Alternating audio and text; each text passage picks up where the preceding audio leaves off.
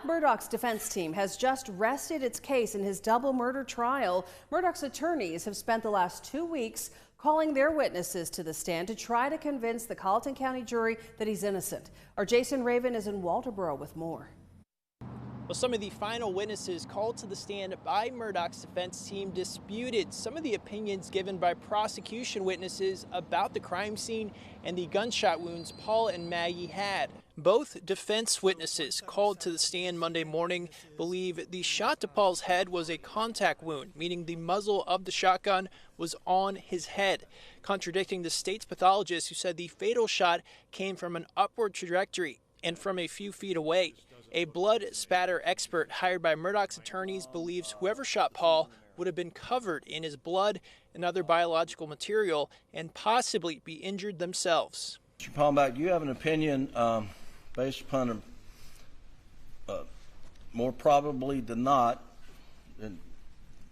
whether there was one or two shooters who murdered Maggie and Paul on the night of June 7th? I do have an opinion on that. And what's your opinion? My opinion is the totality of the evidence is more suggestive of a two-shooter scenario. During cross-examination, state prosecutors pressed the expert on his analysis that the fatal shotgun shot came from above. They pointed out hair and blood was found on the ceiling of the feed room where Paul was killed. We're talking about pushing up, but the shooter was firing down? The explosive release of the gas trapped in the cranial will push back upward in the direction of where the barrel was. Absolutely, some of the projectile and energy has gone through the brain, exited the left side of the face, and into the shoulder, and created exactly that pattern that you were pointing to a minute ago on the door jam. Monday afternoon, Murdaugh's brother, John Marvin, was called to testify in his defense. He talked about the night of the murders. John Marvin said he returned to the scene the next day to help clean up. I saw blood, I saw brains, I saw pieces of skull. And when I say brains, it could just be tissue. I don't know what I was seeing. It was terrible.